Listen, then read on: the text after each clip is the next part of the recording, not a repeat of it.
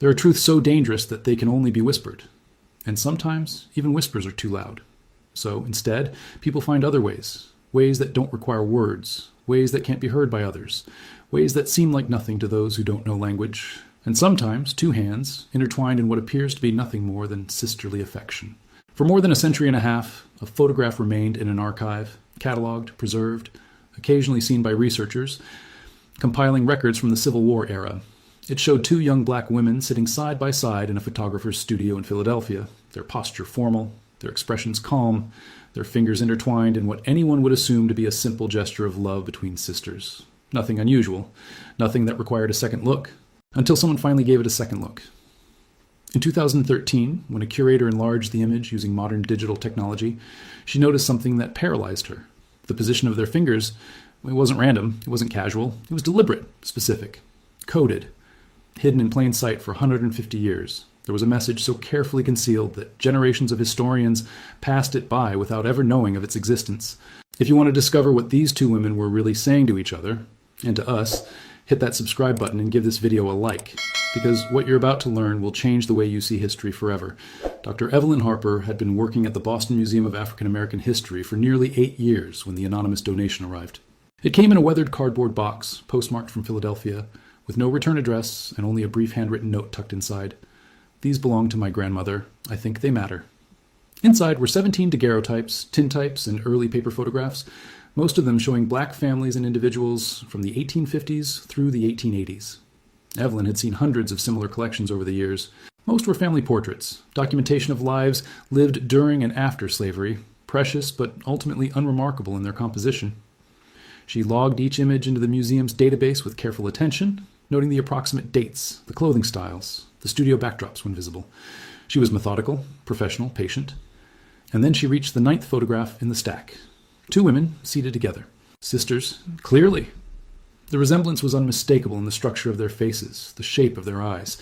The older one wore her hair pulled back severely, her dress high-necked and formal. The younger had softer features, but the same intensity in her gaze. Their hands were clasped together between them, resting on the older sister's lap. Evelyn almost moved on, but something made her pause. She couldn't articulate what it was at first. Just an instinct, a feeling that there was something deliberate about the composition. She picked up her digital scanner and carefully positioned the daguerreotype on the glass surface. The machine hummed softly as it captured the image in high resolution, translating the faded sepia tones into sharp digital clarity. When the file appeared on her computer screen, Evelyn leaned closer, zooming in on various details. The studio backdrop, the fabric of their dresses, and then the hands. The fingers weren't simply holding each other.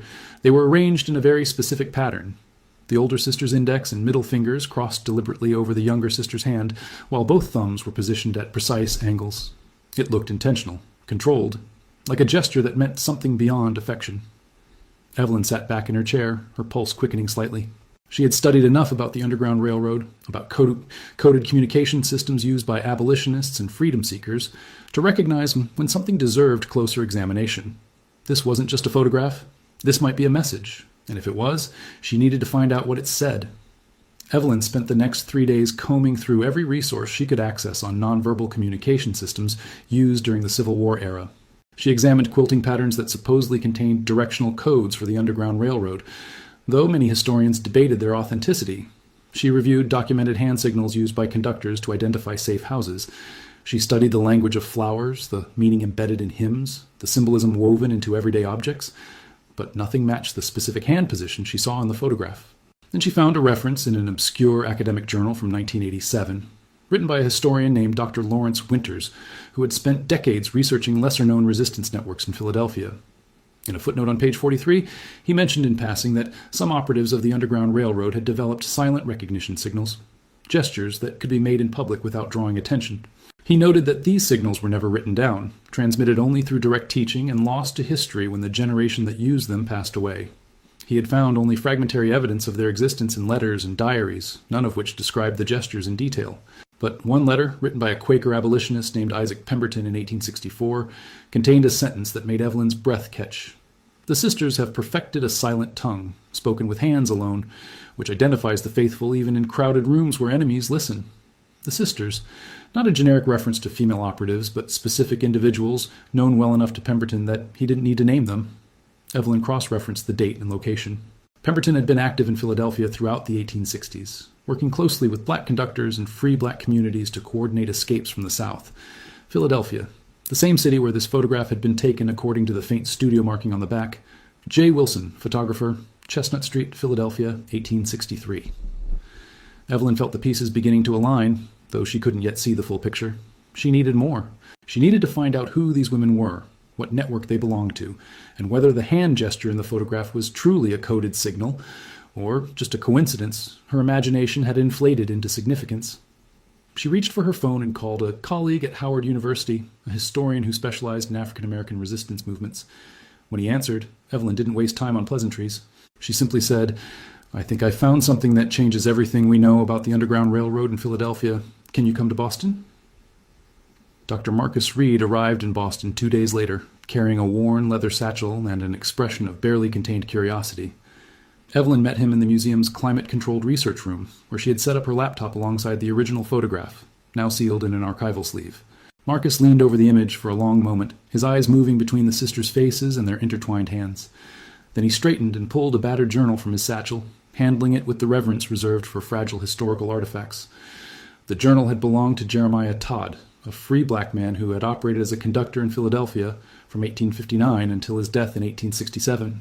Marcus had been studying Todd's writings for years, and much of what he'd found was routine documentation, names of safe houses, notes on supplies, records of people successfully guided to freedom. But there were entries that had always puzzled him, passages that seemed deliberately vague or coded in ways he couldn't decipher. Marcus opened the journal to a page marked with a red ribbon and read aloud, "Met with R and N today. They have learned the silent speech. A crossing of hands, a position of fingers. This will be our recognition in dangerous places. Let no word of this be written plainly, for if our enemies discover it, the path will close. R and N." The initials meant nothing on their own, but the date of the entry was June 1863, the same year as the photograph. And the description, a crossing of hands, a position of fingers, matched exactly what Evelyn had observed in the image. Marcus looked at her steadily and said what they were both thinking. These two women in the photograph might be R and N. The sisters Jeremiah Todd had trained in the silent recognition code. If that was true, then this photograph wasn't just a portrait. It was documentation, proof that the code had existed, evidence of how it looked, and potentially a teaching tool that could have been shared with other operatives. But they still didn't know who R and N were. No full names appeared in Todd's journal, and the photographer's studio had closed decades ago, its records long since lost or destroyed. Evelyn and Marcus spent hours cross-referencing Todd's entries with other historical documents, church records, Abolitionist Society membership lists, census data from Philadelphia's free black community in the 1860s. And then Marcus found a letter tucked into the back pages of Todd's journal, written in a different hand. It was addressed to "My dearest Ruth" and signed simply N. The letter was brief, formal in tone, but the content was unmistakable. It spoke of a journey, of danger, of a promise to return. And at the bottom, a single line. "When you think of me, remember our sign. It will keep you safe." Ruth and Naomi. The biblical names matched the initials. And suddenly, the women in the photograph had identities. With names to work from, the research accelerated. Evelyn and Marcus combed through Philadelphia's historical records, searching for any mention of Ruth and Naomi connected to abolitionist activity in the early 1860s. What they found was fragmentary, but compelling. In the membership register of Mother Bethel AME Church, one of the oldest African-American churches in the United States, two women named Ruth and Naomi were listed in 1862 as participants in benevolent work, a common euphemism for Underground Railroad activity. No last names were recorded, which was typical for operatives who needed to protect their identities. A letter from Lucretia Mott, a prominent Quaker abolitionist, mentioned meeting two remarkable young sisters in Philadelphia in 1863 who had risked everything to guide freedom seekers north. Mott didn't name them directly, but her description matched the time period and the level of involvement that Todd's journal attributed to R&N. Then Marcus found a reference in a report filed by a federal marshal in 1863 documenting the capture of a Negro woman, approximately 20 years of age, who had been apprehended near the Delaware border while guiding a family of freedom seekers. The woman had been returned to Maryland and sold back into slavery. No name was given in the report, but the date was August 1863, just months after the photograph had been taken. Could this have been Naomi? The timeline fit. The location matched routes that Todd's journal indicated the sisters used. And there was one more piece of evidence, a letter written in 1866 discovered in the archives of Mother Bethel Church, signed by someone named Ruth. The letter was addressed to all who remember and spoke of a sister who had been lost doing the Lord's work, who had given her life so others might be free. Ruth's letter didn't name Naomi directly, but the grief and reverence in the words made it clear this was a memorial, a way of ensuring that even without records or monuments, the sacrifice would not be forgotten. Evelyn stood in the archive room, holding a photocopy of Ruth's letter, and felt the full weight of what they had uncovered. The photograph showed two sisters in 1863, their hands clasped in a coded signal that meant safety, trust, and recognition among those fighting for freedom. Within months of that photograph being taken, one of them had been captured, enslaved, and likely killed. The other had lived on, continuing the work, carrying the memory, teaching the signal to others. The photograph wasn't just a portrait. It was the last image of them together, a message sent across time, waiting for someone to finally understand. Marcus and Evelyn worked with a team of historians, anthropologists, and experts in nonverbal communication to reconstruct what the hand signal in the photograph actually meant. They studied every detail, the precise angle of the fingers, the pressure points where hands touched, the positioning of the thumbs. Then they cross-referenced this with fragmentary descriptions found in abolitionist letters, church records, and oral histories passed down through descendants of Underground Railroad operatives. Slowly, the meaning emerged. The crossed fingers represented intersecting paths. The routes freedom seekers traveled. The older sister's hand over the younger's symbolized protection, guidance, the experienced conductor leading the way. The positioning of the thumbs indicated direction, pointing subtly toward the North Star without needing to speak or write a single word. It was a complete message compressed into a gesture that could be made in seconds, in public, in front of those who would never recognize it for what it was. If two operatives met in a crowded market, on a street corner, even in the presence of slave catchers, they could identify each other with this sign, and no one else would know. But the code was more than just identification. According to one letter written by a conductor named Elizabeth Harris, the signal could be modified slightly to convey additional information. A different angle of the thumb meant, "Danger, do not approach." Fingers interlaced in reverse indicated, "Safe house nearby." A brief touch of the wrist meant, "I have people who need passage." It was an entire language, tactile and silent, designed to operate in the most hostile environments imaginable. And it had worked. Records suggested that the network Ruth and Naomi were part of successfully guided hundreds of people to freedom between 1859 and 1865. The photograph, then, served a dual purpose. On the surface, it was a formal portrait, the kind that many families commissioned during that era to mark important moments or simply to have a record of their existence. But for those who knew the code, the photograph was also a teaching tool, a way to pass the knowledge to new operatives to ensure that even if the original practitioners died or were captured, the signal would survive. Ruth and Naomi had sat in that Philadelphia studio, positioned their hands with absolute precision, and created a document that would outlast them both. They had encoded resistance into a family photograph, hidden defiance in plain sight, and trusted that someday someone would look closely enough to see. In August 1863, Naomi had been guiding a family of 5, a mother, her 3 children, and the mother's elderly father, along a route that ran from Maryland through Delaware and into Pennsylvania. It was one of the most dangerous crossings, heavily patrolled by federal marshals enforcing the Fugitive Slave Act and frequented by professional slave catchers who made their living tracking down people fleeing bondage. The route required traveling mostly at night, moving through dense forests and along riverbanks, avoiding roads and settlements where they might be seen. According to testimony later provided by one of the children who survived, they had been betrayed by an informant, a man who claimed to be part of the network but who sold information to slave catchers for cash. The family had been moving through a wooded area just south of the Delaware border when they were surrounded. Naomi had tried to run, to draw the pursuers away from the family, but she was captured within minutes. The mother and children were also taken. Only the elderly grandfather managed to escape into the darkness, making his way north on his own and eventually reaching a safe house in Philadelphia, where he told Jeremiah Todd what had happened. Todd recorded the incident in his journal with stark, grieving brevity. Naomi taken, the family lost, we have failed them. But then he added a line that revealed the depth of the tragedy. Ruth knows. She will not speak of it, but the light has gone from her eyes. Ruth had lost her sister, her partner in the work, the person with whom she had shared the silent language and the terrible burden of leading others toward freedom. And there was nothing she could do. Naomi had been returned to Maryland, sold to a plantation owner, and disappeared into the records of slavery that rarely documented individual lives, except as property transactions. For Ruth, the photograph must have taken on a new meaning after that day. It was no longer just a teaching tool or a record of their partnership. It was the last image of her sister as a free woman, the only proof that Naomi had existed, had mattered, had fought. Ruth kept the photograph for the rest of her life, and when she died in 1889, it passed to her niece, who kept it hidden in a trunk for decades, protecting it from a world that wasn't ready to hear the story it contained. The photograph survived wars, fires, relocations, and the slow erosion of memory. And now, a century and a half later, it was finally being seen for what it truly was. As Marcus and Evelyn continued their research, they began to map the full extent of the network that Ruth and Naomi had been part of. Using Jeremiah Todd's journal, church records, letters from abolitionists, and testimony from descendants of freedom seekers, they identified at least 30 documented cases where the silent hand code had been used to facilitate escapes between 1860 and 1865. The network operated across Pennsylvania, Delaware, Maryland, and New Jersey, with nodes in Philadelphia, Wilmington, Camden, and smaller towns along the routes. What made this network particularly effective was its secrecy and its reliance on black conductors who could move more freely through certain spaces than white abolitionists. Ruth and Naomi were part of a generation of free black women who used their positions as domestic workers, seamstresses, and laundresses to gather intelligence, pass messages, and coordinate escapes without arousing suspicion. They could enter white households, observe conversations, learn about slave catchers' movements, and relay that information back to the network.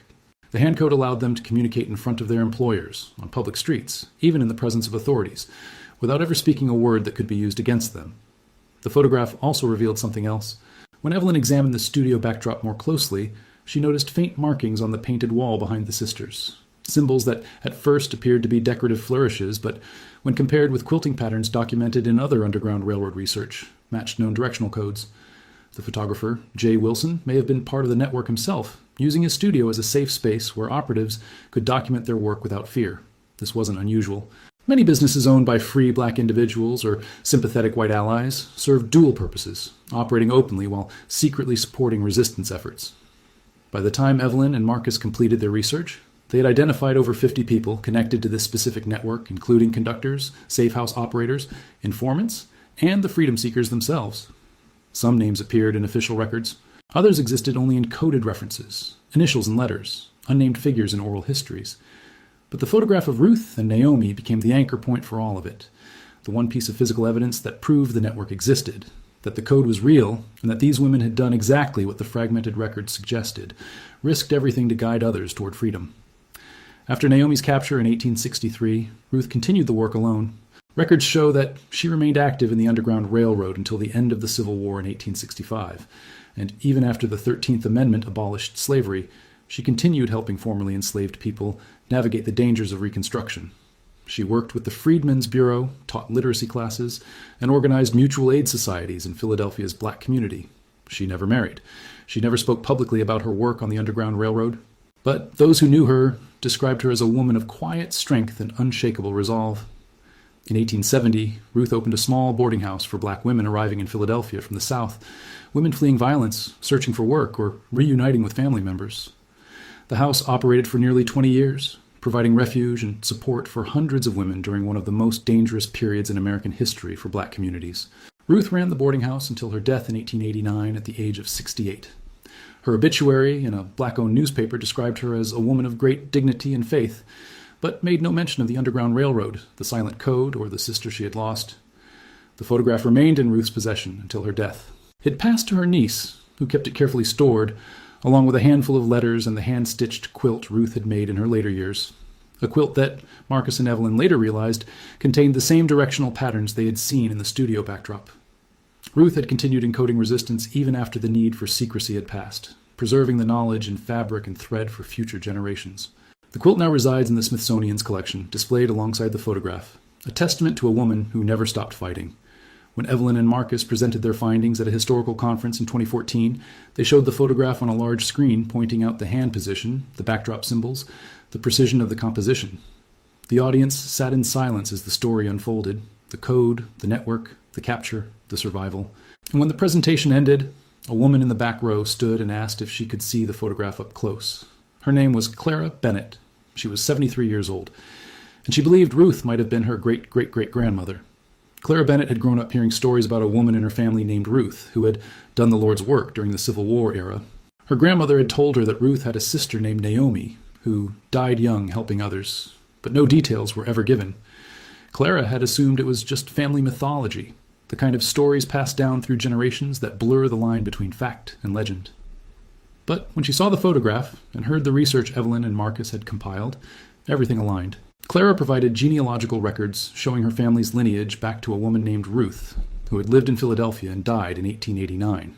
She also brought a small wooden box that had been passed down through her family, containing a few personal items: a pair of wire-rimmed glasses, a pressed flower, and a folded piece of paper with a hand-drawn sketch. When Evelyn examined the sketch, her breath caught. It showed two hands clasped together, fingers positioned in the exact configuration visible in the photograph. Below the drawing in faded ink were the words, "Remember the sign. It kept us safe." This was Ruth's handwriting.